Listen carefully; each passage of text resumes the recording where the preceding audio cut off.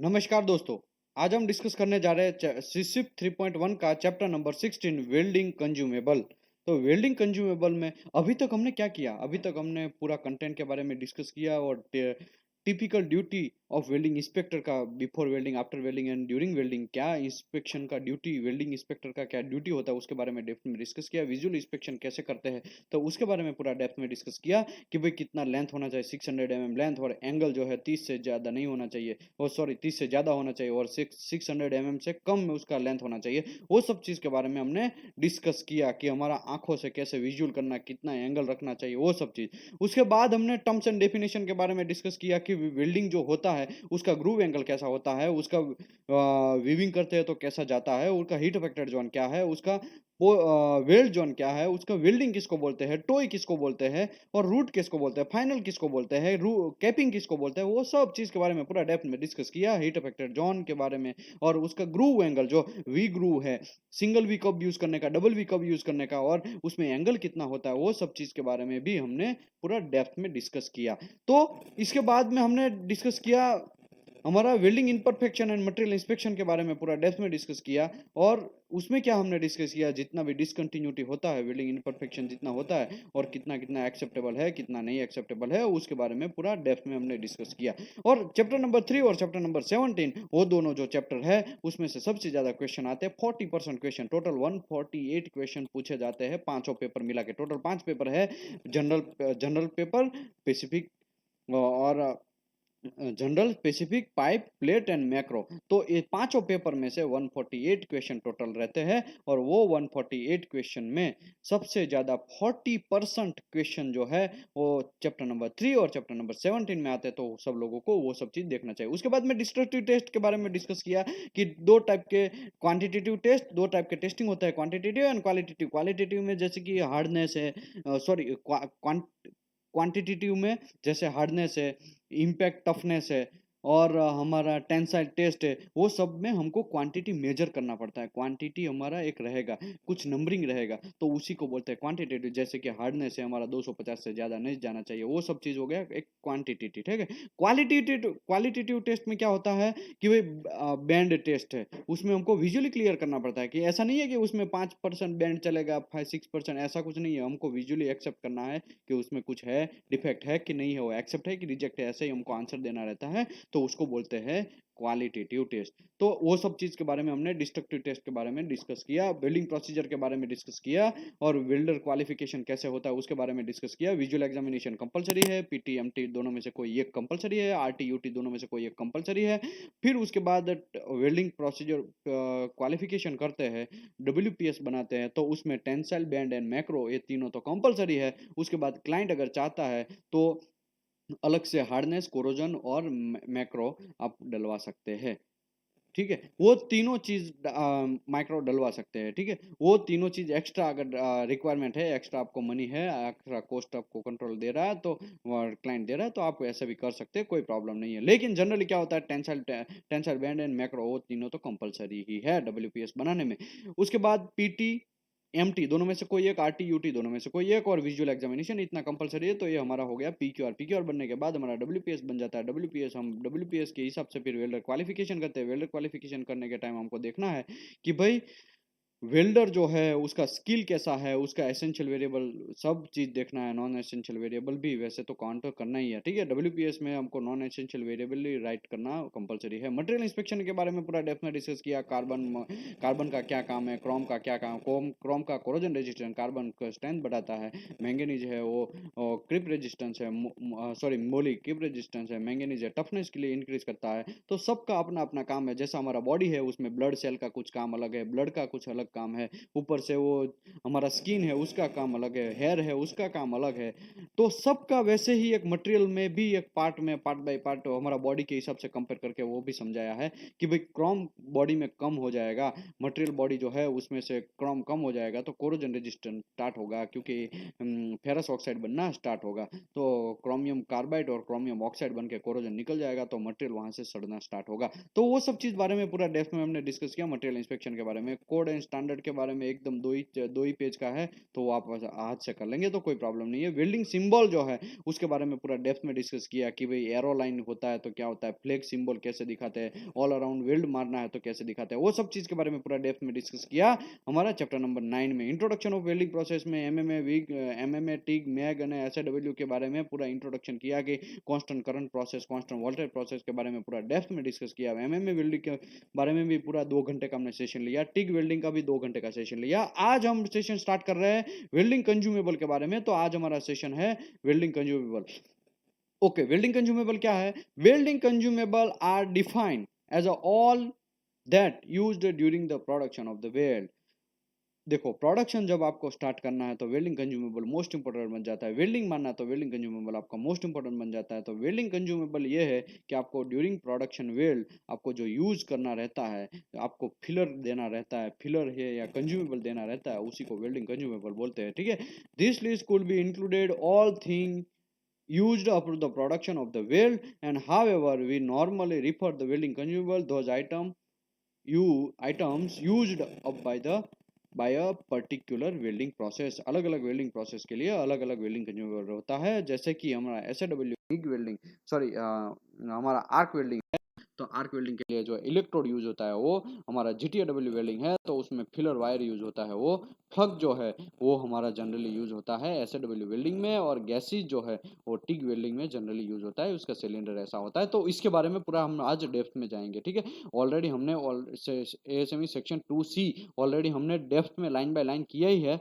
लेकिन यहाँ पे सीसिप का सवाल है तो सीसिप जो लोग एग्जाम कवर कर रहे हैं उसको ये चैप्टर होना चाहिए, पता होना चाहिए, और उसमें टेक्निकल टोटल इसमें से 4 क्वेश्चन आएंगे और चारों 4 क्वेश्चन आपको प्रॉपर तरीके से देंगे, तभी आपको आपके लिए भी अच्छा है, पास होने का चांसेस ज्यादा है। When the inspection welding consumable arrive at the site, important that the inspection of the following. आपके साइट पे कोई भी वेल्डिंग कंज्यूमेबल आता है तो सबसे पहले आपको साइज उसका इंस्पेक्शन करना है। आपने पीओ में जो दिया है साइज वही साइज का आया है, पीओ में आपने 400 लेंथ का दिया है और आपको 300 लेंथ का आ गया, तब क्या बहुत बड़ा कांड हो जाएगा, आपका लॉस हो जाएगा। आपने जितना पैसा दिया है, जितना कॉस्ट पे किया है मैन्युफैक्चरर को, उतना आपको रिटर्न दे नहीं रहा है। इसका मतलब ये हुआ उसने कुछ गलत भेज दिया। तो आपको ध्यान रखना है उसका साइज प्रॉपर तरीके से होना चाहिए। उसका स्पेसिफिकेशन, आपने E7018 मंगवाया और उसने E7018-1 भेज दिया, या E6018 भेज दिया, या E8018 भेज दिया, तब भी प्रॉब्लम है। आपको जो चाहिए वही आपको आना चाहिए, तो आपको वो भी चेक करना है, साइज तो चेक करना ही है, स्पेसिफिकेशन भी आपको चेक करना है,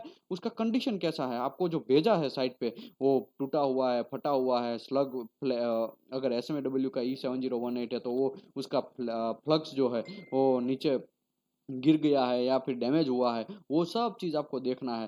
फ्लक्स है तो फ्लक्स का किधर से कट गया है, फ्लक्स वहां से नीचे से निकल गया है, तो सब चीज देखना है आपको कि भाई उसका कैसे कंडीशन में भेजा है। उसने स्टोरेज, फिर आपको स्टोरेज के बारे में देखना है कि कैसे स्टोरेज करना है, और वो लोग जो भेजा है वो कैसे स्टोरेज में भेजा, आपने कैसे दिया था।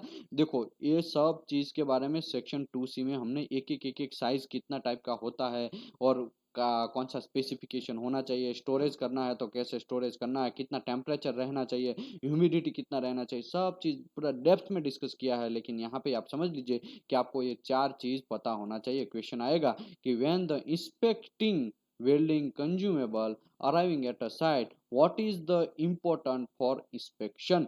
तो आपको ऑप्शन ए रहेगा साइज, ऑप्शन बी रहेगा type of specification, option C रहेगा कंडीशन, ऑप्शन डी रहेगा ऑल ऑफ अबव, ऐसा करके रहेगा। तो आपको ऑल ऑफ अबव भी देना है, और इसमें से कोई में से 3 क्वेश्चन आएंगे और कोई एक छूट जाएगा, और आपको ऑल ऑफ अबव रखेगा तो आपको वो भी आंसर देना है। अगर क्वेश्चन चेंज कर दिया, कोई इसमें से कोई एक आंसर दिया और बाकी का 3-4 जो ऑप्शन है बदल दिया, तब आपको यही आंसर देना है। ठीक है, तो checking of suitable storage condition for all consumable is critical part of welding inspectors duty. सबसे क्रिटिकल पार्ट है आपका वेल्डिंग इंस्पेक्टर जो है उसमें आपका स्टोरेज कंडीशन है, सबसे क्रिटिकल पार्ट है। मैं थोड़े टाइम पहले यहाँ पे हजीरा में एक कंपनी है रिलायंस, उसमें इंस्पेक्शन किया था। ठीक है, तो क्या हो गया, वहां पे मैं जब इंस्पेक्शन करने गया तो उसका कोई स्टोरेज का कोई ढंग ठिकाना कुछ है ही नहीं।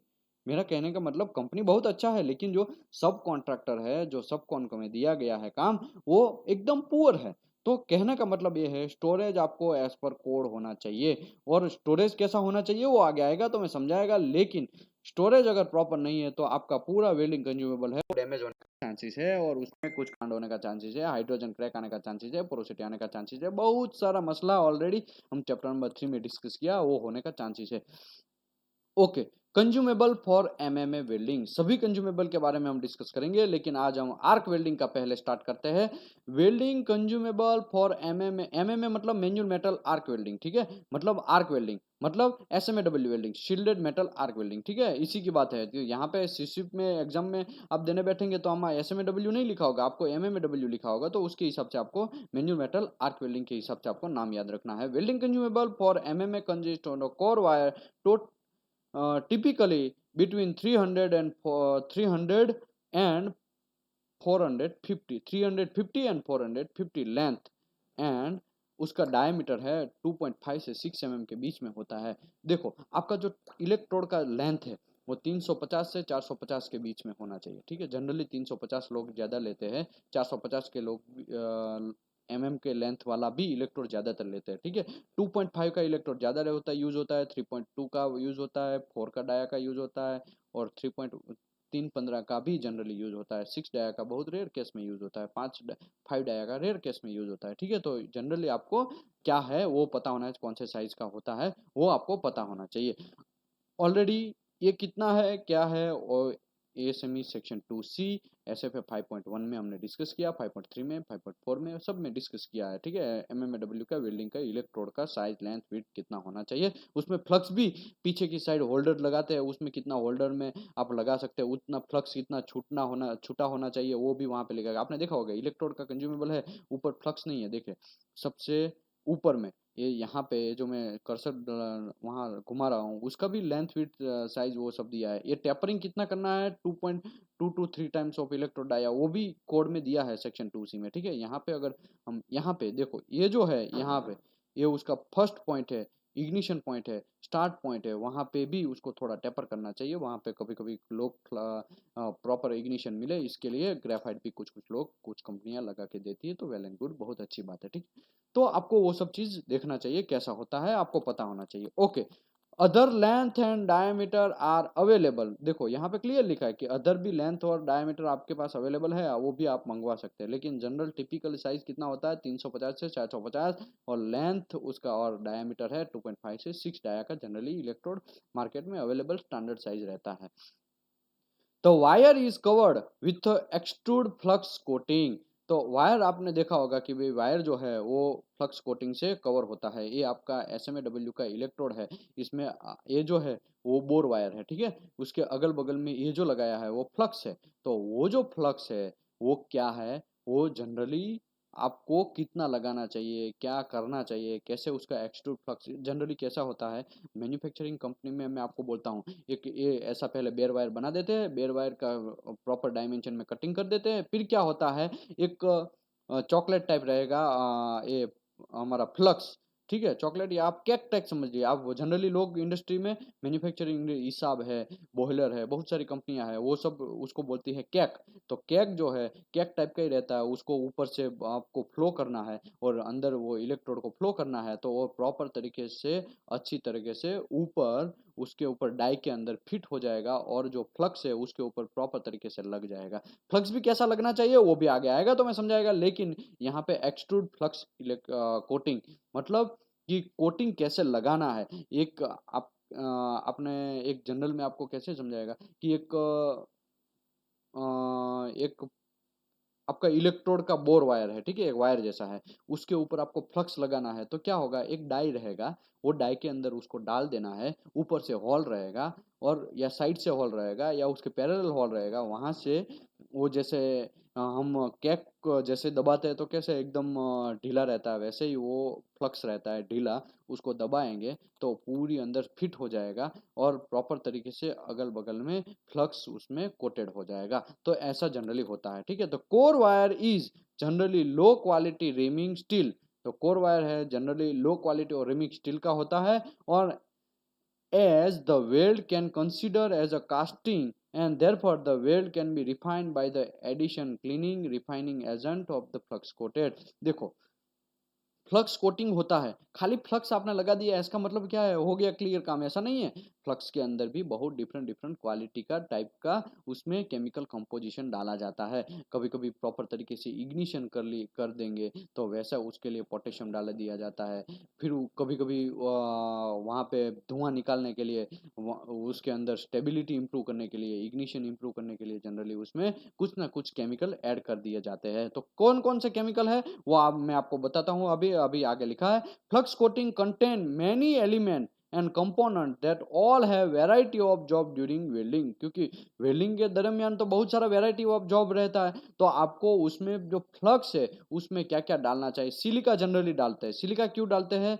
तो कि ऑक्सीजन को हमारा वेल्डिंग से रिमूव करने के लिए। अगर ऑक्सीजन वेल्डिंग से रिमूव नहीं होगा तो क्या कांड होगा? पोरोसिटी आएगा। तो ऑक्सीजन कैसे रिमूव होगा? तो सिलिका है उस वो जनरली क्या करे, जैसे ही मेटल के अंदर गिरेगा तुरंत वो इलेक्ट्रॉन खोजेगा किसी के पास से, तो ऑक्सीजन है उसको जल्दी दे देगा, तो सिलिकॉन ऑक्साइड बना देगा, सिलिकेट फेरोसिलिकेट बना देगा। ठीक है, उसका जनरली आप डीऑक्सीडेशन एजेंट भी बोल सकते हैं सिलिका को। क्यों? क्योंकि सिलिका जैसे ही डालते हैं उसके अगर वेल्डिंग मेटल में जहां पे भी ऑक्सीजन रहेगा उसको खींच के फेरोसिलिकेट बना देगा वो। ठीक है, वो एक केमिकल रिएक्शन वहाँ के ऑक्सीजन के साथ करेगा और वो निकल जाएगा और ऊपर में पपड़ी बन जाएगा। वेल्डिंग जब मारते हैं तो आपने देखा होगा स्लेग जो है ऊपर वेल्डिंग के ऊपर चिपक जाता है, तो वो क्या है? सिलिका, सिलिके की वजह से भी होता है। और सिलिका का खाली इतना ही काम नहीं है ऑक्सीजन को निकालना, वो मेटल को जल्दी से slow down of cooling rate करता है। ठीक है, जल्दी से नहीं लेकिन slow down of cooling rate से फायदा ये है कि आपका अंदर से हाइड्रोजन भी निकालेगा, निकलने का टाइम देगा। धीरे धीरे slow down of cooling rate की वजह से ग्रेन रिफाइंड स्ट्रक्चर है वो भी प्रॉपर तरीके से बॉन्डिंग बनाएगा। तो सिलिका का खाली एक ही काम नहीं है, भले यहाँ पे कुछ नहीं लिखा है लेकिन मैं आपको एक ही ये चीज बोलता हूँ। ऑलरेडी सेक्शन 2C में हमने किया था कि सिलिका का क्या काम है। Silica is mainly added to deoxidizing agent is the form of the ferrosilicate which remove the oxygen, देखो remove oxygen from the weld metal by forming of oxide silica। Oxide silica बना देगा तो क्या होगा? वहां से ऑक्सीजन निकल जाएगा। और अगर वहां से ऑक्साइड सिलिका नहीं बनाएगा तो क्या कांड होगा? कांड ये होगा वहां पे ऑक्सीजन रह जाएगा वेल्ड मेटल के अंदर और वो वेल्ड मेटल के अंदर पोरोसिटी के रूप ले लेगा। तो यहाँ पे हमारा कहने का मतलब है कि सिलिका ऐड करते हैं फ्लक्स के अंदर। देखो बोर वायर है वो तो आपको आपको ऊपर बोल रहा है, बोला कि फ्लक्स कोटिंग हम लगाते हैं तो रिमिंग स्टील का रहता है। ठीक है, उसमें तो हम ज्यादातर ऐड नहीं कर सकते, उसमें तो जो केमिकल रहता है फिक्स रहता है वो तो फिक्स ही रहता है। तो हम क्या करेंगे, फ्लक्स के अंदर कुछ ऐसा केमिकल डालेंगे कि हमको वेल्डिंग का जो स्ट्रेंथ है, वेल्डिंग का टफनेस है उसमें भी इंप्रूवमेंट लाए, वेल्डिंग का साउंडनेस है वो भी इंप्रूवमेंट लाए। कुछ उसमें कांड हो रहा है जो पोरोसिटी का कांड होता है वो सब चीज को खींच ले, ऑक्सीजन को खींच ले, हाइड्रोजन को खींच ले और slow down of cooling rate भी धीरे धीरे भी स्लो डाउन एटमोस्फेरिक से उसको बचा के रखे। वेल्डिंग को मेल्टिंग जो हो रहा है उसको एटमोस्फेरिक की बचा के रखेगा। तो हमारे लिए भी फायदा है, वेल्डिंग के लिए भी फायदा है, वेल्डर के लिए भी फायदा है, सभी लोगों के लिए फायदा है। ठीक है, ओके, ये हो गया सिलिका का बात। Manganese addition on 1.6% will improve the strength of the toughness of the steel. Already हमने सेक्शन हमारा material inspection chapter number 6 I think, उसमें मटेरियल इंस्पेक्शन में एलिमेंट सब आया था, उसमें हमने डिस्कस किया था मैंगनीज कैसे टफनेस इंक्रीज करता है, उसका ग्राफ कैसे होता है, क्रीप रेजिस्टेंस कैसे होता है और वो लो टेम्परेचर में क्यों डाला जाता है, लो टेम्परेचर इंप्रूव करने के लिए, इम्पैक्ट टफनेस इंप्रूव करने के लिए क्यों मैंगनीज को डाला जाता है, कितना परसेंट डालेंगे तो फायदा है। तो ये देखो, ये तो हो गया बोर वायर का था, वो हमने बात किया था। लेकिन यहाँ पे फ्लक्स में भी कुछ मैंगनीज डाल देते हैं ताकि स्ट्रेंथ बढ़ जाए और उसका टफनेस इंक्रीज हो। ये 1.6% आपको याद रखना है। ठीक है, 1.6% आपको क्वेश्चन आएगा तो आपको manganese addition up to 1.6% with improve of strength and toughness, impact toughness and weldability, ऐसा करके 5-6 ऑप्शन रहेगा। लो आपको खाली देखो, बहुत सारे ऑप्शन आपको ऐसा लगेंगे, ये भी ऑप्शन आता है, ये भी ऑप्शन आता है, कभी कभी तो आपको ऐसा लगेगा चारों ऑप्शन आता है, लेकिन आपको ये मोस्ट स्ट्रिंजेंट आंसर ही देना है। यहाँ पे स्ट्रेंथ एंड टफनेस लिखा है तो आपको strength and toughness he answer देना है। एक्चुअली वो वेल्डेबिलिटी भी इंप्रूव करता है, वेल्डेबिलिटी एंड टफनेस वो भी इंप्रूव, लेकिन आपको वो आंसर नहीं देना, आपको यहाँ पे स्ट्रेंथ एंड टफनेस लिखा है तो वही आंसर देना है। ओके, अभी मैंगनीज के बात हो गया, सिलिका का बात हो गया, वो फ्लक्स में हम डालते हैं। फिर metallic and non metallic compound are added that have many function. क्या है? कभी कभी मेटालिक भी डालते हैं, कभी नॉन मेटालिक भी डालते हैं। सिलिका है वो ऐसे बोला जाए तो नॉन मेटालिक भी बोल सकते हैं, क्योंकि वो तो एक पत्थर जैसा है, ठीक है। तो वो सब चीज़ हम डालते हैं, तो उससे फायदा क्या होता है, डालने का रीजन क्या है, aid of arc ignition proper तरीके से बनाना, improve the arc stability proper नहीं है तो आप क्या होगा, आर्क प्रॉपर तरीके से जनरेट नहीं होगा। आर्क प्रॉपर तरीके से क्या प्लस और माइनस, मतलब मेरा कहने का मतलब बंद होगा स्टार्ट होगा, बंद होगा स्टार्ट होगा, ऐसा होगा तो वेल्डर को बहुत दिक्कत आएगा वेल्डिंग मारने में, और आर्क स्टैक भी बच जाएगा, पोरोसिटी भी आने का चांस ज़्यादा हो जाएगा, और उसी की वजह से बाहर का एटमोस्फियर भी आपका वेल्ड मेटल के अंदर प्रॉब्लम करेगा। तो आर्क इग्निशन स्टेबिलिटी बहुत इंपॉर्टेंट है, तो इसी की वजह से भी हम लोग जनरली फ्लक्स के अंदर मेटालिक और नॉन मेटालिक कंपाउंड डालते हैं। ओके,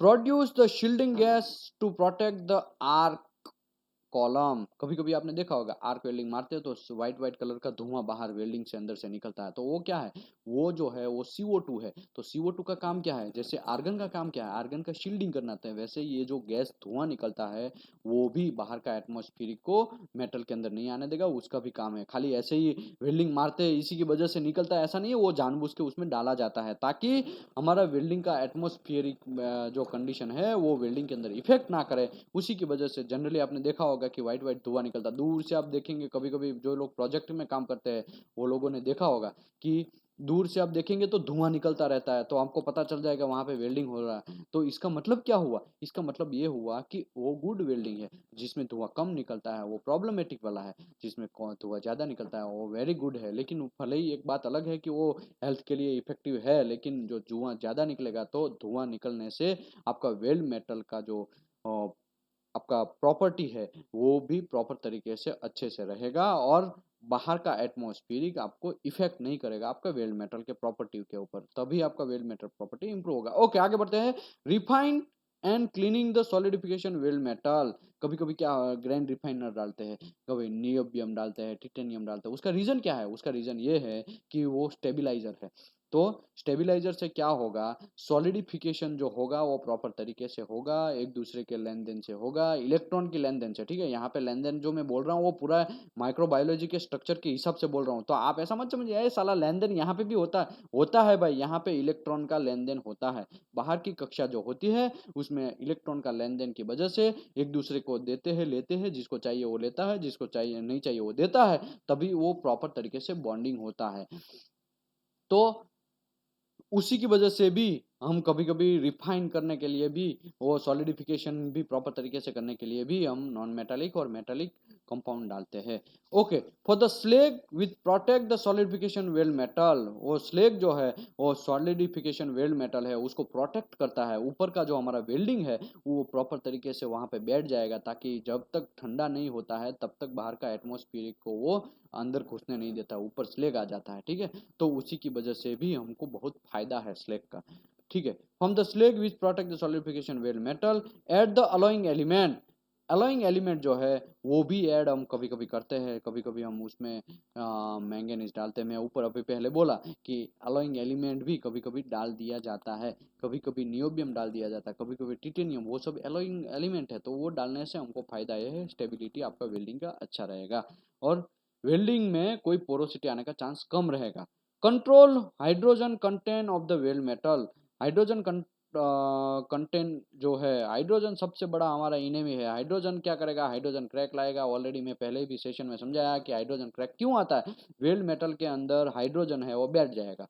वो क्या करेगा, हाइड्रोजन का टेंडेंसी ऐसा है 300 डिग्री टेम्परेचर से कम टेम्परेचर में हाइड्रोजन क्या होगा, वो वाइब्रेट होना स्टार्ट होगा, एक्टिव होना स्टार्ट होगा। जैसे क्रोमियम है वो 400 डिग्री से 800 डिग्री के बीच में वो एक्टिव होता है, वैसे हाइड्रोजन है वो हमारा 300 डिग्री के अंदर नीचे रहेगा टेम्परेचर, तो वो एक्टिव होगा। एक्टिव होगा तो क्या होगा, वो धीरे धीरे वाइब्रेट करेगा। वाइब्रेट करेगा तो क्या होगा, वो उसको इलेक्ट्रॉन चाहिए, वो इलेक्ट्रॉन चाहिए या किसी को मार के देगा। लेकिन यहाँ पे तो वेल्ड मेटल सॉलिडिफिकेशन हो गया है, तो वो किसी को दे भी नहीं सकेगा, किसी से ले भी नहीं सकेगा। तो क्या करेगा, वो एटमोस्फिरिक में निकलने का कोशिश करेगा, और वो एटमोस्फिरिक से जहाँ से वो निकलेगा, वाइब्रेट होके होके निकलेगा, कैसे भी करके, कितना भी बॉन्ड आपका मजबूत हो, लेकिन हाइड्रोजन निकलेगा तो वहां से क्रैक करता जाएगा, और वहां से जैसे ही निकलता जाएगा आएगा वहाँ पे क्रैक जनरेट होगा और हाइड्रोजन क्रैक आएगा।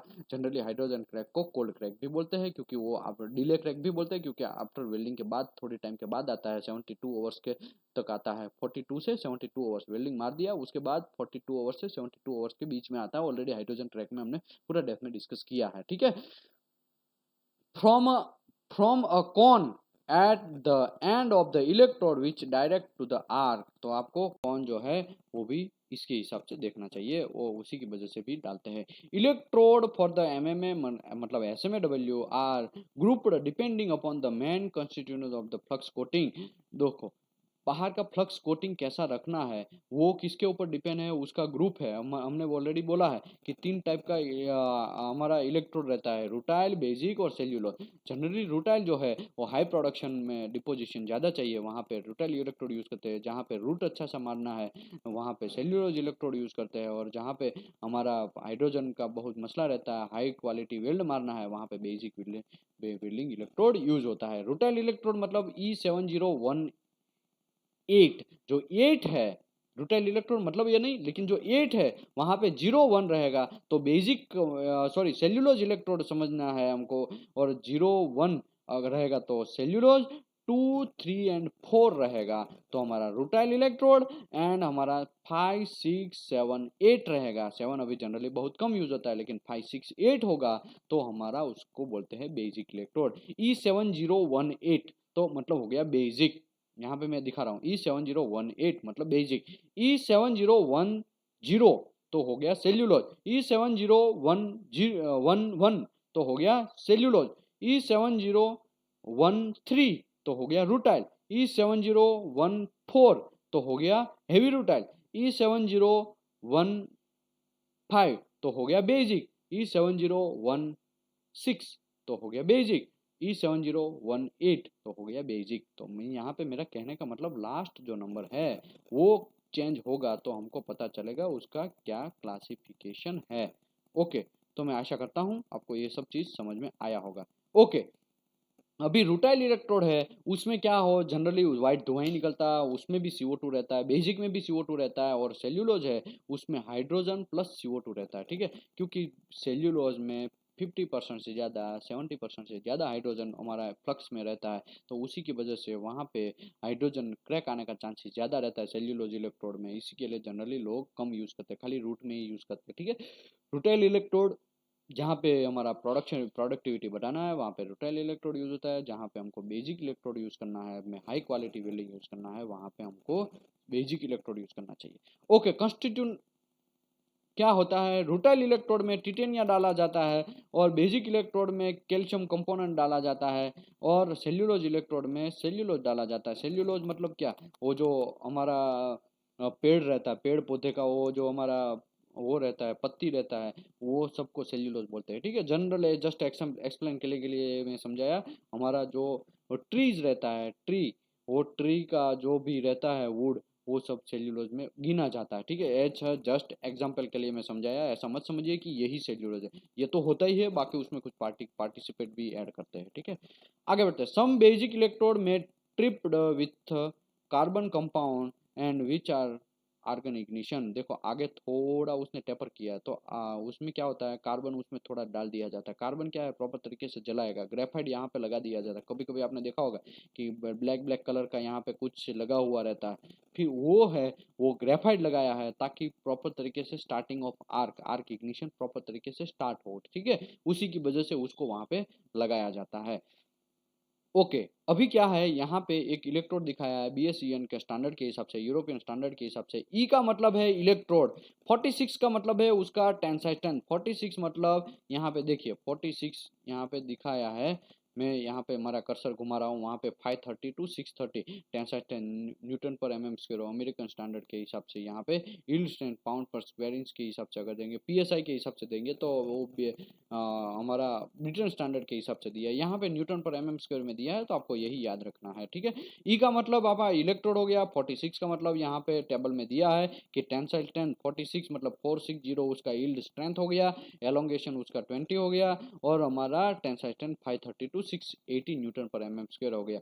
3 का जो मतलब है वो इम्पैक्ट टफनेस का होता है, अगर 3 है तो -30 डिग्री, 2 है तो -20 डिग्री, 4 है तो -40 डिग्री, 5 है तो -50 डिग्री, 6 है तो -60 डिग्री। मैं यहाँ पे एक जनरल बात कर देता हूँ, कोड में क्लियर लिखा है कि स्टेनलेस स्टील है वो -196 तक भी इम्पैक्ट होता है। तो यहाँ पे खाली -60 यहाँ लिखा है, इसका मतलब यहाँ तक ही ऐसा नहीं है, माइनस आप 196 तक भी इम्पैक्ट टफनेस कर सकते हैं स्टेनलेस स्टील में। ठीक है, कोड में ये लिखा है, आप देखेंगे तो आपको सेक्शन 8 डिवीजन 1 में क्लियर लिखा है, तो आप समझेंगे।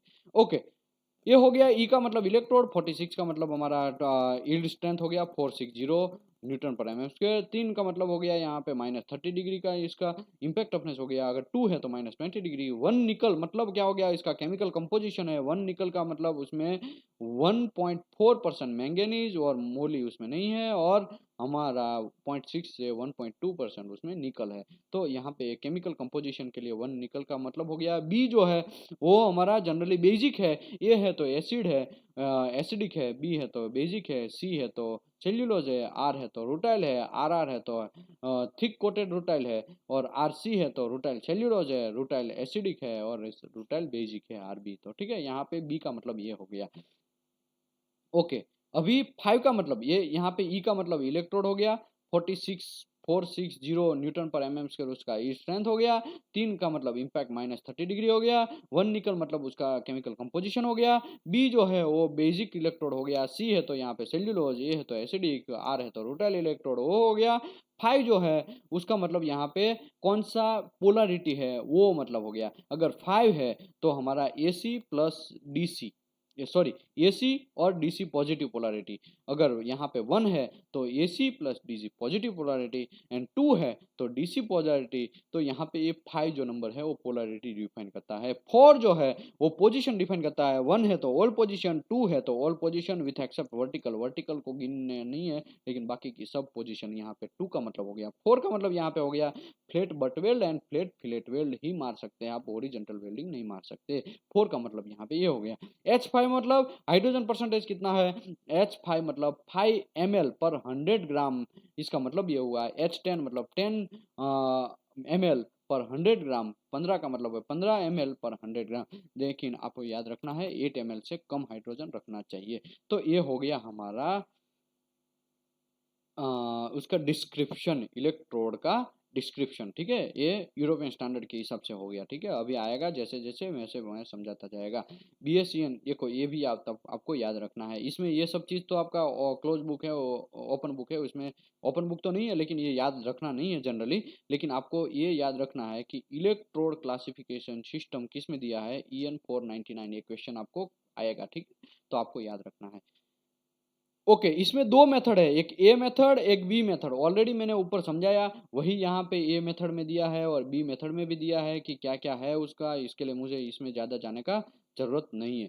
ए मेथड में जनरली क्या होता है, बी मेथड में क्या होता है, सब में मोस्टली सेम ही है, ज़्यादा इम्पैक्ट प्रॉपर्टी का थोड़ा चेंज है। तो अब मुझे ये समझाने का ज़रूरत नहीं है, ये ऑलरेडी आप समझ जाएंगे, खाली देखेंगे तो, कि उसमें टाइम में बिगाड़ता नहीं हूँ। ठीक है, हाइड्रोजन स्केल आपको ये याद रखना है। Hydrogen scale diffusible hydrogen is indicated in the same way of the both method where R backing of amount of hydrogen is ml per 100 gram weld metal in H5।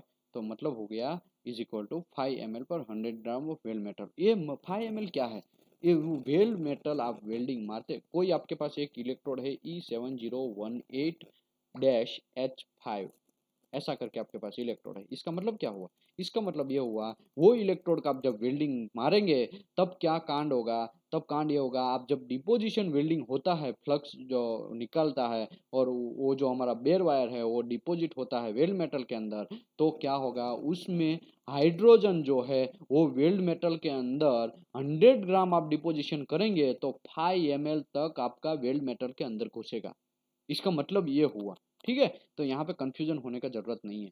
तो अच्छा electrode है ये है कि 100 ml पर 8 ml पर 100 ग्राम में रहेगा तो गुड हाइड्रोजन इलेक्ट्रोड है।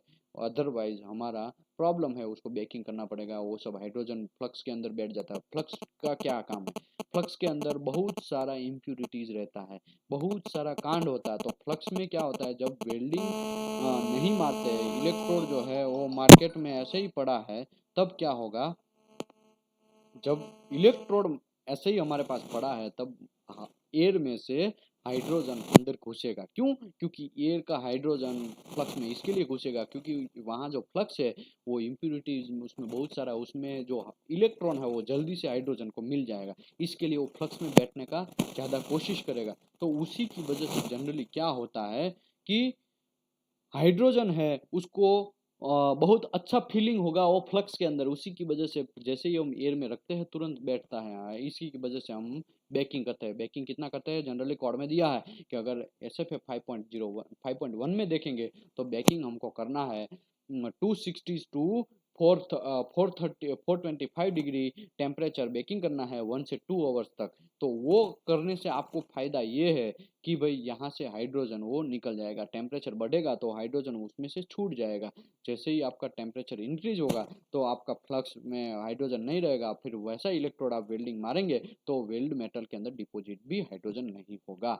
तो यहाँ पे आपको ये देखना है। एडब्ल्यूएस के हिसाब से अगर आप बात करते हैं तो ई का मतलब क्या होता है, ये सब का मतलब क्या होता है मैं समझाता हूँ। ई जो है वो इलेक्ट्रोड है, 80 × 1000 करना है तो पाउंड पर स्क्वायर इंच उसका स्ट्रेंथ है, वो पाउंड पर स्क्वायर इंच वो ब्रिटेन स्टैंडर्ड है, ठीक है, उसको 1000 करना है तो इतना हो गया। वन का मतलब है यहाँ पे सी, तो सी जो है वन का मतलब यहाँ पे है हमारा पोजीशन है, ठीक है। और 8 का मतलब है हमारा कौन सा टाइप का फ्लक्स हमने यूज किया है वो, और जी है वो डिफरेंट केमिकल कंपोजिशन कैसा होना चाहिए वो सब चीज के बारे में। डी मतलब यहाँ पे देखिए डी लिखा है तो भाई AWS 5.5 के हिसाब से या 5.1 के हिसाब से जो भी है वहाँ पे केमिकल कंपोजिशन अगर A1 लिखा है तो उसमें 0.5 मोल ही रहेगा, B1 लिखा है तो वहाँ ऑलरेडी हमने 2031.3 AWS sorry ASME section 2C उसमें SF है 5.5 में हमने पूरा डेप्थ में डिस्कस किया। B1 का मतलब, B2 का मतलब, B3 का मतलब, C1 C2 C3 ऐसे नीचे जाते जाएंगे और 2 3 4 ऐसे नीचे जाते जाएंगे। मटेरियल का हार्डनेबिलिटी इंक्रीज होता है, वो सब चीज़ वहाँ पे हमने डिस्कस किया है। जो लोग को ज़्यादा डेप्थ में जाना है वो लोग करेंगे तो उसमें ज़्यादा पता चलेगा। ओके, ये हो गया हमारा। ई का मतलब हमको समझ में आ गया, 80 का मतलब समझ में आ गया। ई 80 मतलब 80,000 पाउंड पर, उसको 1000 करना है। 80 मतलब 80 × 1000 तो 80,000 पाउंड पर स्क्वायर इंच उसका स्ट्रेंथ हो गया, टेंसाइल स्ट्रेंथ हो गया। वन जो है वो पोजीशन हो गया, जिसमें यहाँ पे बी में दिखाया है वेल्डिंग पोजीशन। वन का मतलब ऑल पोजीशन हो गया, टू का मतलब flat but and horizontal vertical flat welding position, and three जो है फ्लेट ओनली। और 8 का मतलब हमारा कोटिंग कैसा है इलेक्ट्रोड का, उसका मतलब ये हो गया। अगर यहाँ पे 0 1 है तो सेल्यूलोज है, 2 3 4 है तो रुटाइल है, और 5 6 और 8 है तो बेसिक है। मैं आपको एक हाईलाइट करता हूँ, वो आपको याद रखना है, E6024 ऐसा करके होगा, ठीक है। मैं एक मिनट में एक हाईलाइट करता हूँ, वो आपको क्वेश्चन आएगा, आपको याद रखना है। कैसे याद रखना है वो आपको देखना है, ठीक है।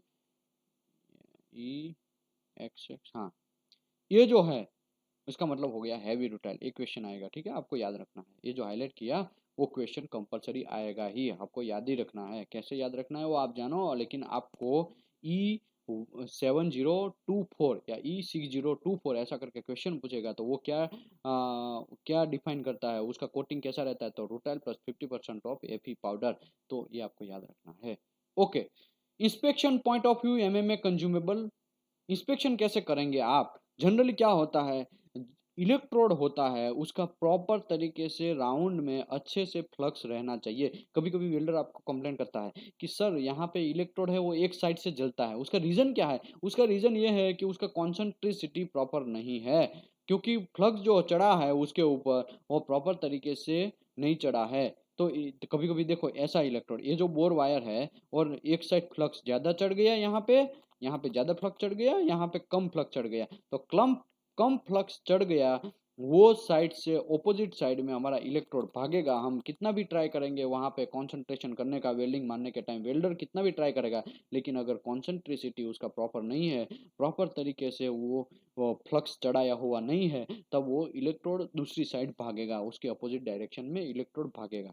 ठीक है, वेल्डिंग मारने के टाइम। तो आपको ये भी ध्यान रखना चाहिए, उसी की वजह से क्रैक भी आने का चांसेस है।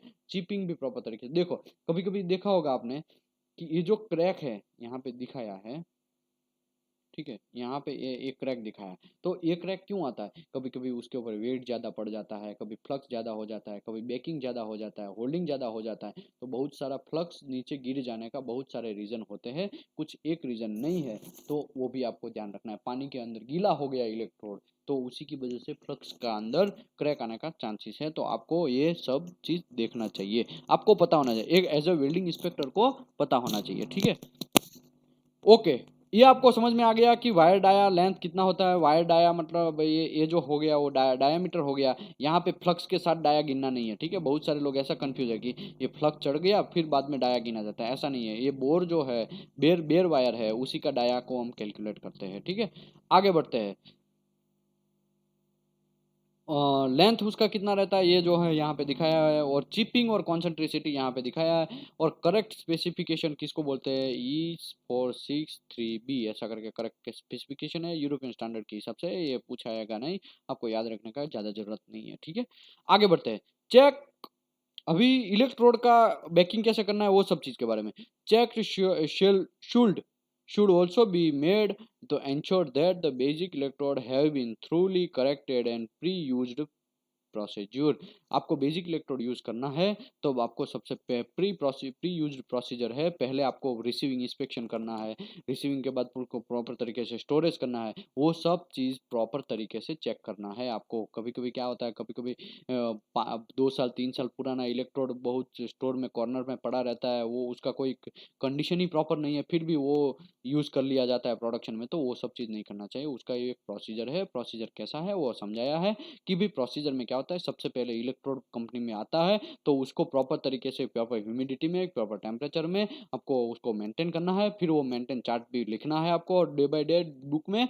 और फिर आपको उसका इंस्पेक्शन करना है कि उसका केमिकल कंपोजिशन प्रॉपर है कि नहीं, उसमें टेंसाइल टफनेस जो है वो एज पर हमारा पीओ के हिसाब से ऑर्डर दिया है कि नहीं, वो सब चीज़ हम चेक करने के बाद फिर हम इलेक्ट्रोड को बेकिंग करेंगे। बेकिंग करने के बाद उसको स्टोरेज ऑन करेंगे, स्टोरेज कंडीशन में डालेंगे। स्टोरेज कंडीशन के बाद फिर वेल्डर को ओवन में डालेंगे, फिर ओवन ले जाके वो प्लग करेगा और वेल्डर वहाँ से वेल्डिंग स्टार्ट करेगा। कुछ घंटे के बाद कुछ क्राइटेरिया दिया है, कोई लोग मैन्युफैक्चरर कभी कभी 8 आवर्स का बोलता है, कभी कभी 4 आवर्स का बोलता है। तो मैन्युफैक्चरर जो बोलता है वो हमको पहले फॉलो करना है। और अगर मैन्युफैक्चरर ने बोला है कि 8 आवर्स तक उसको इलेक्ट्रोड एक्सपोजर नहीं होना चाहिए एटमोस्फियरिक, तो 8 आवर के बाद तुरंत वेल्डर को बुला लेना है, भाई तुम्हारा इलेक्ट्रोड डाल, तुरंत मैं उसमें डाल देता हूँ। अगर 8 आवर के बाद आता है तो उसको वन टाइम रीबेकिंग करना करना चाहिए, और फिर आपको उस प्रायोरिटी में वो इलेक्ट्रोड को यूज करना चाहिए। दूसरी बार वही इलेक्ट्रोड सेम रिटर्न आता है तो उसको डिस्कार्ड करना चाहिए। ठीक है, ऐसा सब प्रोसीजर में लिखा है, वो आपको देखेंगे तो आपको समझ में ज्यादा आएगा। ओके, अभी आपको बेकिंग कितना करना चाहिए? बेकिंग एज पर code B ASME B31 point sorry ASME section 2C जो है उसमें एसएफए 5.1 है। अपना अपना जो भी इलेक्ट्रोड है, अगर अलॉय का इलेक्ट्रोड तो 5.5 लिखा है, अगर कार्बन स्टील का इलेक्ट्रोड है तो 5.1 में लिखा है कि आपको जनरली बेकिंग कितना करना चाहिए। अगर कार्बन स्टील का इलेक्ट्रोड है तो वहाँ पे सेक्शन 2C एसएफए 5.1 में लिखा है कि भाई 260 से आपका 260 से 425 डिग्री टेम्परेचर तक आपको बेकिंग करना चाहिए, 1 से 2 आवर्स तक। लेकिन यहाँ पे यूरोपियन स्टैंडर्ड क्या बोलता है? Having baked as a correct temperature typically 300 से 350 डिग्री सेल्सियस 1 आवर्स तक आपको प्रॉपर तरीके से बेकिंग करना है। Then held in holding oven 150 degree maximum basic electrode on issued of the welder heated quiver. आपको देखो, आपने बेकिंग कर दिया, 300 से 350 1 आवर्स तक रखा एक बेकिंग ओवन में, उसको बोलते हैं मदर ओवन। ठीक है, मदर ओवन में रखने के बाद फिर वो इलेक्ट्रोड को निकालना है, फिर आपको वो होल्डिंग ओवन में डालना है। होल्डिंग ओवन में 150 डिग्री आपको मेंटेन रखना है, और फिर बाद में आप तुरंत वो इश्यू भी कर सकते हैं हीटेड क्वीवर में। क्वीवर मतलब यहाँ पे हम जनरली पोर्टेबल ओवन में वेल्डर को आप देके फिर आप यूज कर सकते हैं। Most most electrode flux coating will deteriorate rapidly when a dump, and care shall be taken to inspect the storage facility to ensure that they are adequately dry and all electrode are storage in condition of the control humidity।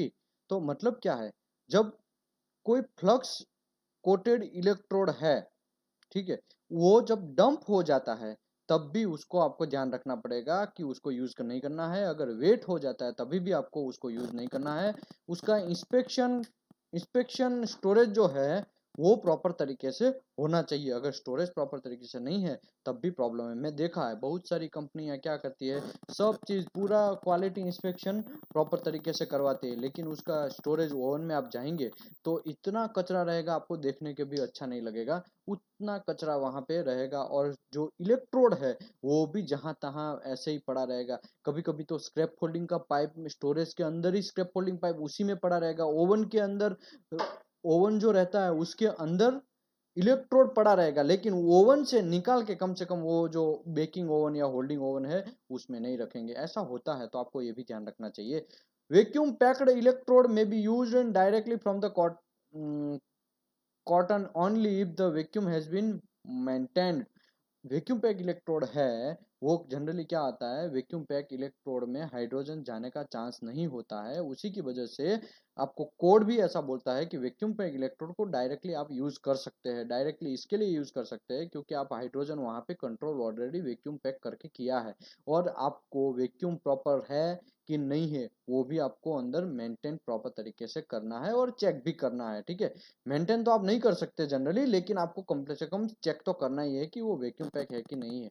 ठीक है, generally क्या होता है जब vacuum pack electrode होता है तो क्या करते हैं, जब पैकेट बन जाते हैं हर एक लॉट में, जब मैन्युफैक्चरर रहता है वो पानी के अंदर 1 इंच तक डुबाएगा, कुछ सेकंड तक रखेगा, फिर वो वहां से निकालेगा, ऊपर से निकाल के फिर फाड़ के चेक करेगा कि अंदर पानी तो नहीं घुसा है। वो सब चीज की वजह से ऐसा एक इंस्पेक्शन मेथड है ये। ठीक है, वैक्यूम पैक इलेक्ट्रोड कैसे चेक करना है वो एक मैन्युफैक्चरिंग, जैसे कि ईसाब, तो ईसाब ऐसे करता है फिर बेचता है। हर लॉट में एक पैकेट ऐसा चेक करता है, लेकिन उसका जो क्वालिटी वाला ईसाब वाला है वो तो 100% ही चेक करता है। ठीक है, ओके।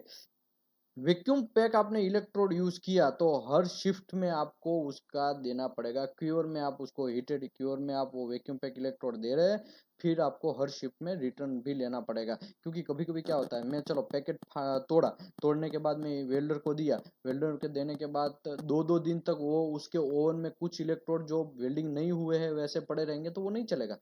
वैक्यूम पैक इलेक्ट्रोड के ऊपर जनरली मैन्युफैक्चरर का रिकमेंडेशन लिखा रहता है कि वो 4 आवर्स तक एटमॉस्फेरिक एक्सपोजर चलेगा, 8 आवर्स तक एटमॉस्फेरिक एक्सपोजर चलेगा, तो आपको उसके हिसाब से फॉलो करना है। जनरली हर shift wise 8 hour, most of जो मैन्युफैक्चरर है वो एक शिफ्ट का बोलते हैं, हर शिफ्ट में वो इलेक्ट्रोड फिर रिटर्न देना है आपको ओवन में। कैसे मैं बोलता हूँ, वैक्यूम पैक इलेक्ट्रोड आपके पास आया, उसको आपने काटा, काटने के बाद उसमें से इलेक्ट्रोड निकाला, वेल्डर को दिया, मैन्युफैक्चरर ने लिखा मैक्सिमम पर शिफ्ट, मतलब एक 8 घंटे का एक शिफ्ट आप गिनेंगे तो 8 घंटे में वो रिटर्न देना है।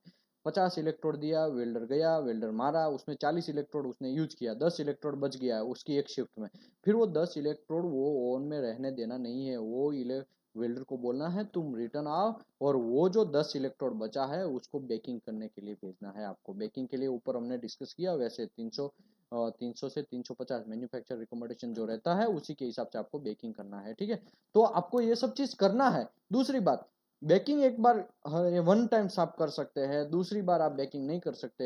एग्जाम्पल के तौर पे वो 10 इलेक्ट्रोड आया, वो आपने बेकिंग किया, 1 घंटे तक बेकिंग करके फिर स्टोरेज ओवन में रखा, फिर एक दूसरे दिन वही वेल्डर या दूसरे वेल्डर को वो इलेक्ट्रोड दिया, फिर उस काम की वजह से उसने 5 ही इलेक्ट्रोड यूज किया, दूसरे 5 इलेक्ट्रोड यूज नहीं किया तो उसको डिस्कार्ड करना है। ऐसा रूल्स है। ठीक है, तो आपको उसके हिसाब से मैन्युफैक्चरर रिकमेंडेशन के हिसाब से फर्स्ट प्रायोरिटी में आपको फॉलो करना चाहिए। ओके, अभी है consumable for TIG and GTA W welding, gas tungsten arc welding, tungsten inert gas welding का जो फिलर रहता है उसी का कंज्यूमेबल के बारे में आज filler, electrode, consumable, non consumable, वो सब चीज के बारे में डिस्कस करेंगे। Consumable for the GTW welding consist and wire and gas. देखो, कंज्यूमेबल जो वायर है उसको भी कंज्यूमेबल गिनते हैं, गैस को भी कंज्यूमेबल गिनते हैं, नॉन कंज्यूमेबल टंगस्टन इलेक्ट्रोड है उसको भी कंज्यूमेबल ही गिनते हैं। ठीक है, तो आपको ये सब चीज देखना है। कंज्यूमेबल मतलब इतना ही नहीं है खाली फिलर वायर, फिलर वायर का हमने स्टोरेज क्लियर कर दिया और प्रॉपर कर दिया तो ऐसा नहीं है।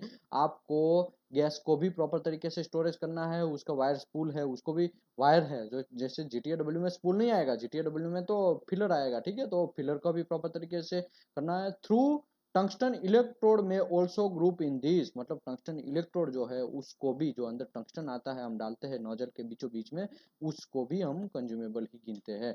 Through it is consider a non consumable electrode process, ठीक है, through it is consider as a non consumable electrode process. एक मिनट, हाँ,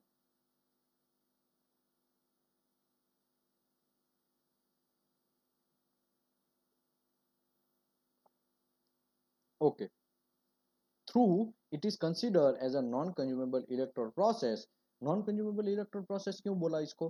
क्योंकि यहाँ पे टंगस्टन जो है वो नॉन कंज्यूमेबल इलेक्ट्रोड है, टंगस्टन कभी जल के बिल्ड मेटल के अंदर गिरता नहीं है। हाँ, अगर गिरेगा तो डिसकंटिन्यूटी गिना जाएगा, ठीक है, वो टंगस्टन इंक्लूजन गिना जाएगा। इसी की वजह से हम याद रखिए यहाँ पे टंगस्टन कभी खुद जलता नहीं है, ठीक है, खुद हाँ हीट होगा लेकिन खुद वो मेल्ट होके मेटल मेटल में गिरेगा नहीं।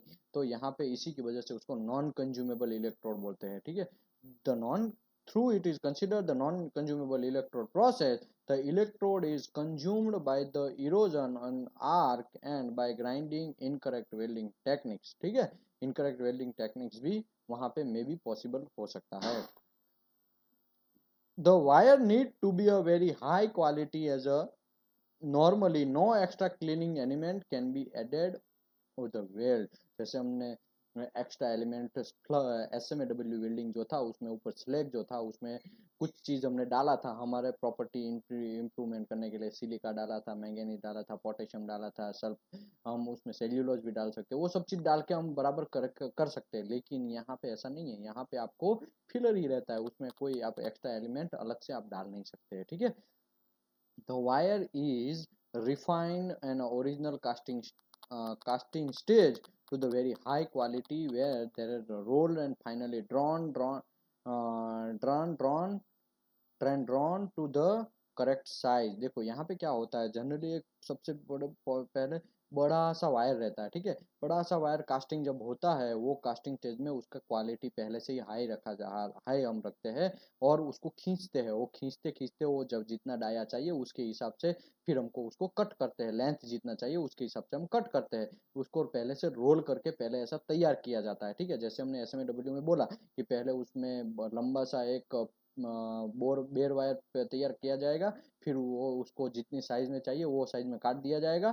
फिर क्या करेंगे हम, वो कैक जो है, वो स्लैग का स्लैग का कैक होता है, वो एकदम ढीला रहता है चिंगम जैसा, ठीक है, उसको फिर पुश करेंगे, थोड़ा डालेंगे, एक मशीन रहता है उसको डाई मशीन बोलते हैं, डाई मशीन में डालेंगे, फिर उसमें हम कैक डालेंगे, फिर एकदम फोर्स से वहाँ पे प्रोसेस होगा, प्रोट्रूशन होगा, और जैसे ही इलेक्ट्रोड खींचेगा उसमें ऑटोमेटिकली बाहर की साइड में वो फ्लक्स वहाँ पे बैठ जाएगा। तो वैसा एक प्रोसेस है।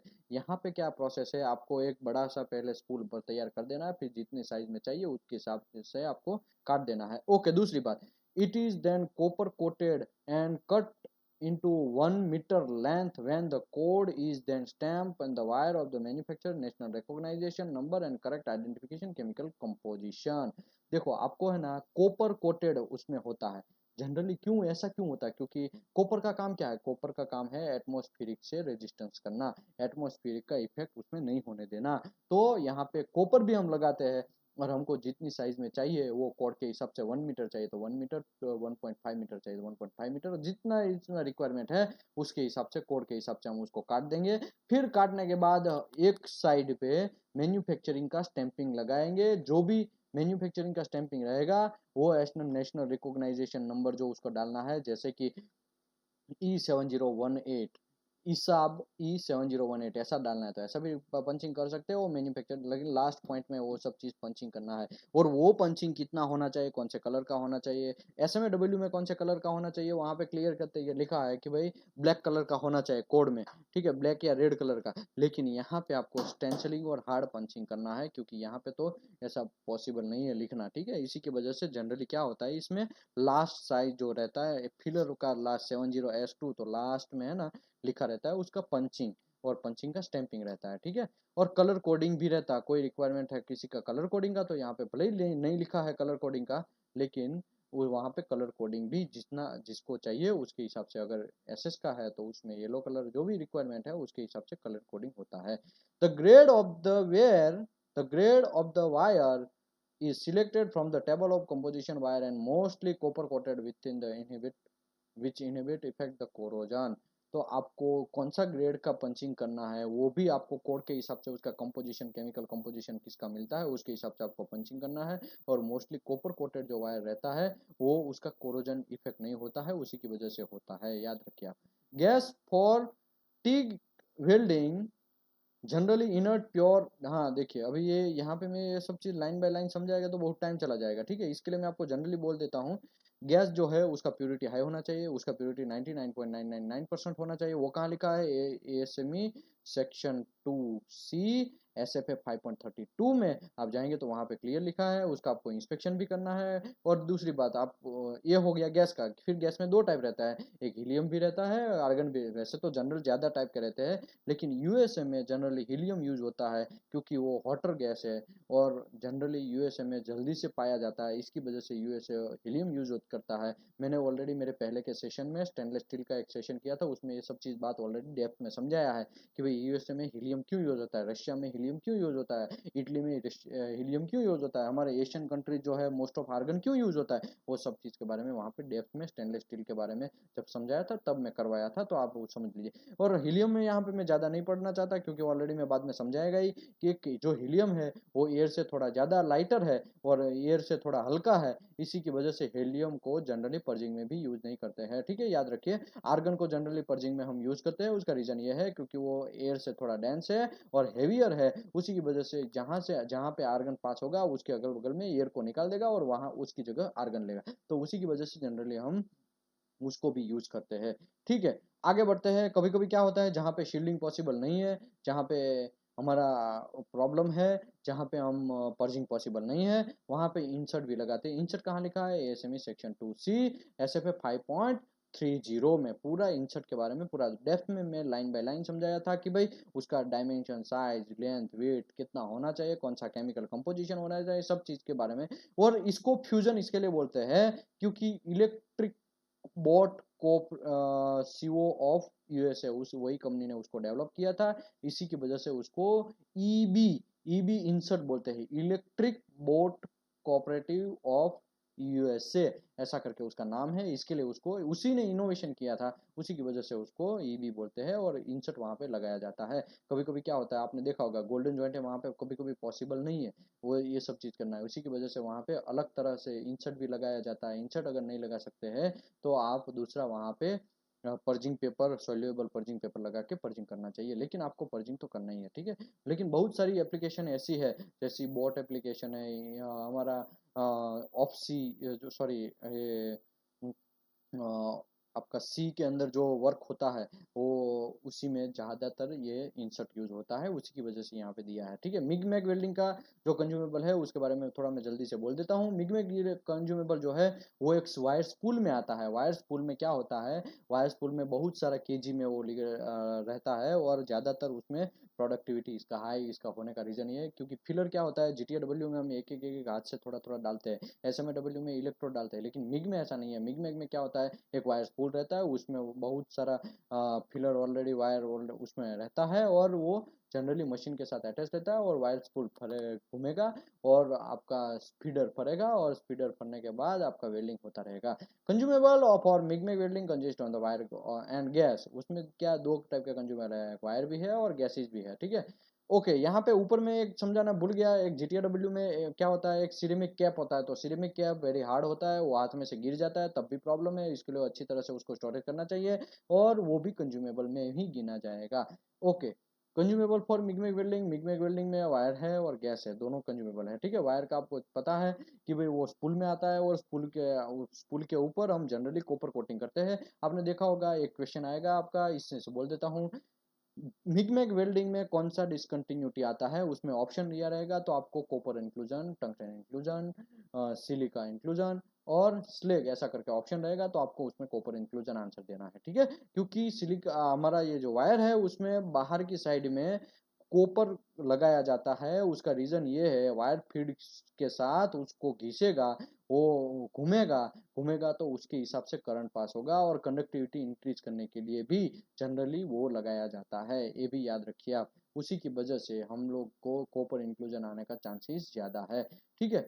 उसका साइज क्या है इलेक्ट्रोड फिलर का कि 0.6 से 1.6 के डाया में मिलता है और 1 kg रील का रहता है और जनरली 15 kg ड्रम का अंदर होता है, उसमें इतना वेट वाला होता है, ठीक है। MIG welding MAG welding, MIG welding है नॉन फेरस में यूज होता है, मैग वेल्डिंग फेरस मेटल में यूज होता है। ओके, आगे बढ़ते हैं। Sorry, MIG welding non ferrous में यूज होता है, फेरस में यूज होता है, मैग वेल्डिंग नॉन फेरस में यूज होता है। बराबर ही बोला ना, हाँ बराबर है। ओके, फिर क्या होगा, पर प्योर आर्गन जो है उसमें मिग वेल्डिंग में यूज होता है, वेरी स्टेबल है और पुअर पेनेट्रेशन है, लो स्पेटर लेवल है।